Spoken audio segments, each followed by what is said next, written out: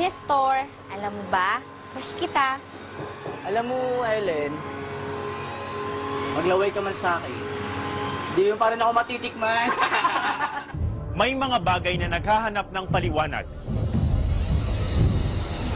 Mga pangyayaring mahirap paniwalaan. Sirain ko yung pagmumukha mo! Pero dapat ba itong katakutan o bigyan ng kasagutan? Bakit ganito? Mayuod. Ako si Atong Araulio. Pasukin natin ang mundo ng hiwaga.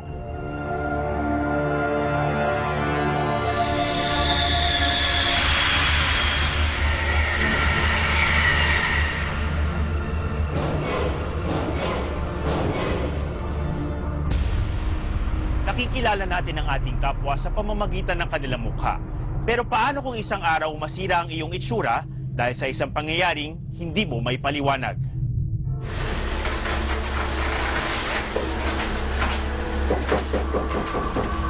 Pare, may napapansin ako sa mukha mo. Ano yun? Yun o. Gumagwapo ka ngayon ah. Sa isang pabrika ng tela nagtatrabaho si Nestor. Kilala siyang panabiro at makulit. Pare, bus. Biro-biroan, kanya-kanyang biro. Ay minsan kung may nagbiro sa akin, yung si Ellen, bilugin ang mukha na medyo chubby. Ano, ganito. Isama natin sa maganda, pinakapangit. Isama naman natin sa pangit, pangit din siya. Hi mga miss. Ano naman, okay lang kasi kumbaga parang nakikihalubilo din. Wala lang, hindi ko lang masabi kung talagang mabait nga siya. Hi, Nestor. Kamusta ka na? Eto, ayos lang. Alam mo ba? Crush kita. Nagulat si Nestor sa inamin ng kanyang katrabahong si Ellen. Sa pag-aakalang biro lang ito, pabiro din ang kanyang sinagot dito. Ang sinagot ko naman sa kanya, maglalaway ka, hindi mo ako matitikman. Hindi pa rin ako matitikman. Ano ba yan, Nestor? Para namang hindi babaeng kausap mo. Oo nga. Hindi siya kumibo. Tapos, parang nag-iba yung ano ng mukha niya eh. Parang biruan nga lang. Halos nagkatingin-tinginan lang. Kasi biruan nga lang eh. Pagkatapos ng insidenteng iyon, bumalik na sa trabaho ang lahat. Hanggang sumapit ang uwian, hindi na nila nakita si Ellen. Umuwi daw ito ng maaga. Bago kami lumabas ng pabrika, nangatin na itong mukha ko. Sige pa, share mo na ako. Punta ako ng CR, nagbasa ko tapos naghilamos ako. Talagang wala, hindi mawala yung kate. Ito.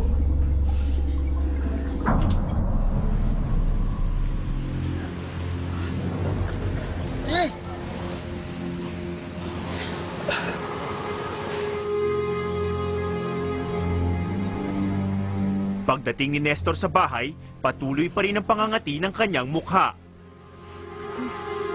Pagdating dito, pulang-pula na to, kakakamot ko nga ako. Yung parang napaso ng sigarilyo na may tubig. Iniisip ko kung anong naka-allergy, kumbaga. Kasi kung sa pagkain, wala naman akong kinaing para ako'y ma-allergy. Inantay ko lang yung asawa ko. Tapos nung mga alas 6 ng hapon na andito na yung asawa ko. Opa, andito ka na pala. Sabi ko, Ma, ano mo nangyari sa mukha ko? Ano nangyari dyan? Yung dating mo sa bahay, ito Huwag mo namumula na kamutin. eh, kate. Mawawala rin yan. Buti pa, kumain muna tayo.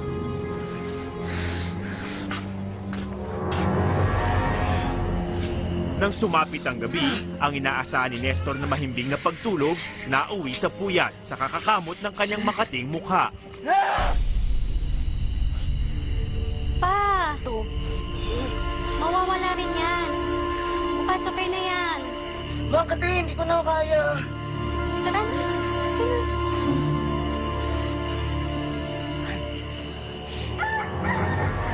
Kinabukasan, pagising ni Nestor, laking gulat niya dahil namamaga na ang makating bahagi ng kanyang mukha. Pa! Pa!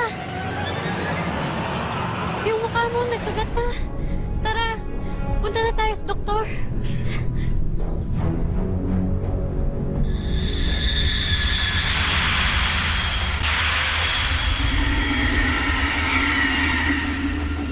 Dahil sa di may paliwanag na pangangati at pamamaga ng mukha, di muna pumasok si Nestor sa trabaho para magpatingin sa doktor. Dok, ano po ba nangyari sa akin? Ngati po ng mukha ko eh. Allergy lang yan. Eto, re-resetahan kita ng gamot ha. Pero pansamantala, ipahid mo to sa pisngi mo. Dok, sigurado ka po bang allergy lang to? Sobrang Oo. kati po kasi. Oo, allergy lang yan. Gagaling rin yan.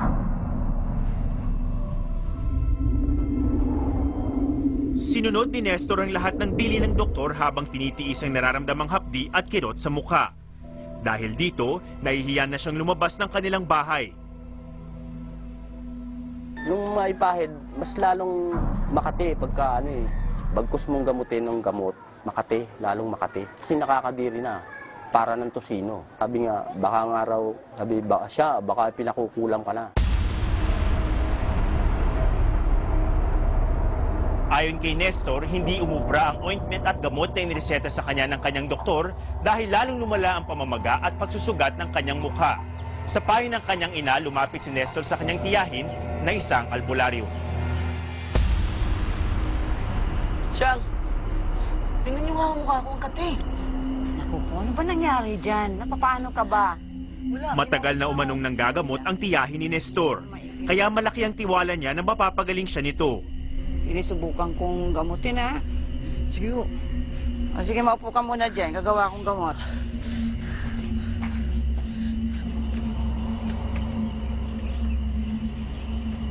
Pero siyang kinuha yung luyang dilaw. Pinitpit niya yon, nilagay niya sa langis, tapos yun daw ang i-apply ko.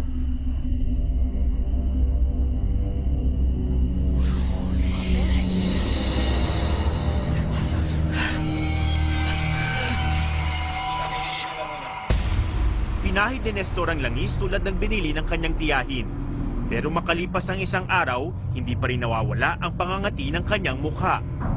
Mas lalong lumala, makating masakit. Ramdam mo ba yung sakit na talagang asin masakit na parang masakit sa loob? Siyang! Siyang! Nestor, dito ako sa likuran.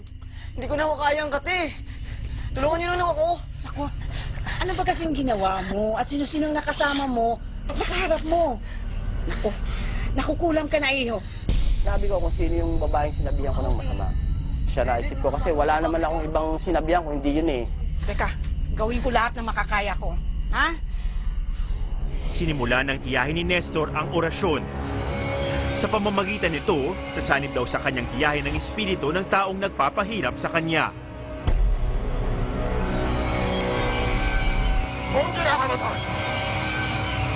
Bakit kayo itong ginawa mo sa akin?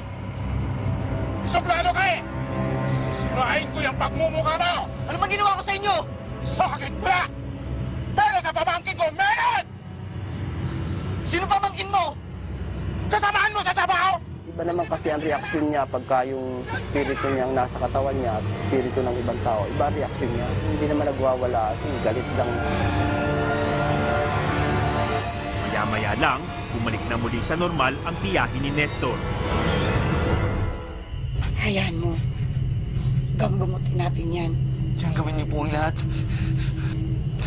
At nagbili ng mga dapat niyang gawin. Pag tuyo na yung mukha mo, kausapin mo yung Ellen. Pero kumuha ka ng kahit isang pirasong buhok. Ellen! Ellen! Ellen! Ellen, patawarin mo na ako. Hindi ko naman sinasadya yun eh. Hindi ko na gagawin yun. Hindi ko na uulitin. Ellen! Ano ba? Dapat yan sa mukha mo!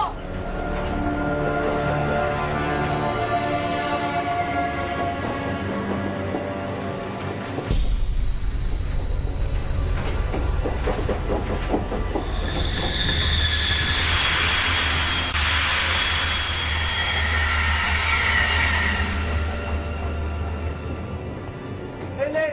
Ano ba? Buo ang tiwala ni Nestor sa binili ng kanyang tiyahin na sa pamamagitan ng nakuha niyang hibla ng buhok ni Ellen, maaari nang gumaling ang kanyang nasirang mukha.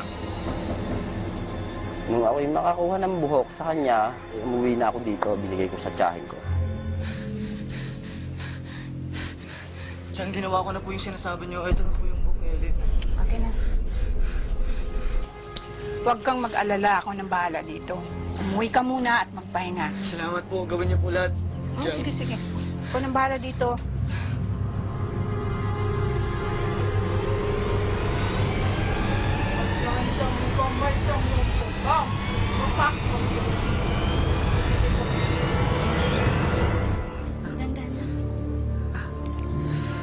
Kinabukasan, laking gulat niya sa pagbabagong nakita sa kanyang mukha. Nakaangat na yung langid, sabi niya, yung langid na sugat. Balat na tuyo. Pa, bakit ganito? Sabi ng asawa ko, pa, tinan mo may uod. Sabi ko, paano magkakaroon yan? yan? Talagang meron niya, maliliit siya. Mataba-taba ng kaunti sa sinulid. Nagalaw talaga. Siya! Dali-daling nagpunta si Nestor kasama ng kanyang asawa sa bahay ng kanyang tiyahin. Bitbitang natanggal na langib na may mga uod. Talagang may uod kasi binubulok nila ang mukha mo. Hindi siya makapaniwala nang sabihin ng kanyang tiyahin na maaring nabarang daw siya. Pero huwag kang mag-alala. Ibig sabihin, gagaling ka na. Parang nagdilang anghel daw ang kanyang tiyahin. Dahil makalipas ang ilang araw, gumaling na nga ang kanyang sugat. Parang unti-unti kang natutuyo to. Sugat ko rito. Tapos hindi nung tuyo na to, nag-report na ako, sabi ko papasok na ako. Nang bumalik sa pinagtatrabahuang pabrika, agad niyang hinanap si Ellen. Oh, Nestor, kamusta? Oy, si Nestor. Eto, okay na. Nasaan na pala si Ellen? Ay, naku, Nestor, matagal nang umalis dito yon. Simula nung ako yung nakiusap sa kanya, tumingi ako ng tawag sa kanya. Sige, salamat. Last nakita ko na sa kanya yon. Posible nga kayang naging biktima ng barang si Nestor. Ito ang paliwanag ng paranormal expert na si Ray Sibayan. Ang barang at kulam may lagi naman na pag-uusapan yan sa paranormal society. Well, kung talagang isipin natin, tatanungin natin kung totoo hindi. Nangyayari, meron. Malaking bagay yung galit kasi yun ang parang pinaka-enerhiya na maaaring gamitin ng mababarang laban sa isang tao. Maaaring makaramdam siya ng init na kakaiba sa katawan, parang nakakapaso. Depende kung saan lalabas o kaya saan pumasok yung maaaring insekto na ginamit ng mababarang. Maaaring yung panggagamot ay nasa katuparan. Yung ginamot ay insekto lumabas. Yun ay paratanda na yung lumabas na yun sa katawan ng isang tao ay lumabas na yung negatibong enerhiya. Sa punto de vista naman ng medisina, imposibleng lumabas ang uod mula sa sugat ng isang tao. Facial skin is one of the thinnest. Okay, kaya mas madali siya magsugat pero mas mabilis naman siya maghilom. Walang sakit na kapag nasugatan at nagkaroon ng langib, lalabasan ng uod, walang ganon. Pero meron talaga na nag-exist na kapag halos mamamatay na yung pasyente, tapos parang inuud na kahit buhay pa. Pero not because na nagsugat. Maaaring isang uri ng airborne dermatitis ang nakuha ni Nestor mula sa pabrika ng tela kung saan siya nagtatrabaho. Yung mga fiber ng mga cloth, kasi iba-iba naman yung tela na nandyan, no? Lumilipad-lipad yan, nadikit sa mukha, pwede rin mag-cause ng kape-kape. Isa pa yung mga dust na nakapaligid dyan sa mga tabi-tabi nung kung saan iniimbak yung tela. Dagdag pa ni Dr. Beltran, maaaring nagpalala pa ng kondisyon niya ang luya na ipinahid sa kanya ng kanyang tiyahin. Mga luya, garlic, onion, they can burn the skin. Kaya lalong ma-aggravate yung problem niya. Minsan, alam mo naman ng mga tao, they imagine a lot of things. It is impossible for a patient to develop superficial wound. Tapos when you remove the langib, nagkaroon ng uod. Hindi na muling nakita pa ni Nestor si Ellen. Pero ang bakas ng sugat na naiwan sa kanyang mukha ang nagpapaalala sa kanya sa galit na umano'y naramdaman ni Ellen nang minsang pahiyain niya ito. Parang ang inaano ko sa sarili ko, hindi na ako magbibirot. Baka kung sakali, sa isip ko lang naman yon, baka hindi lang yun ang abutin ko. Iniwasan ko na yung pagbibiro sa kapwa ng hindi magandang salita. Huwag gawing maging suplado o suplada sa kapwa. Dahil hindi natin tansya na yung pala'y merong ibang kakayahan na kayang sumira ng mukha ng kapwa. Marami nangyayari sa ating paligid na nababalot ng hiwaga. Huwag po sana natin itong katakutan. Subukan munang alamin ang katotohanan sa likod ng di may paliwanag na bagay o pangyayari. Ako si Atom Araulio. Tuklasin natin mga kwento ng hiwaga sa Pinoy True Stories.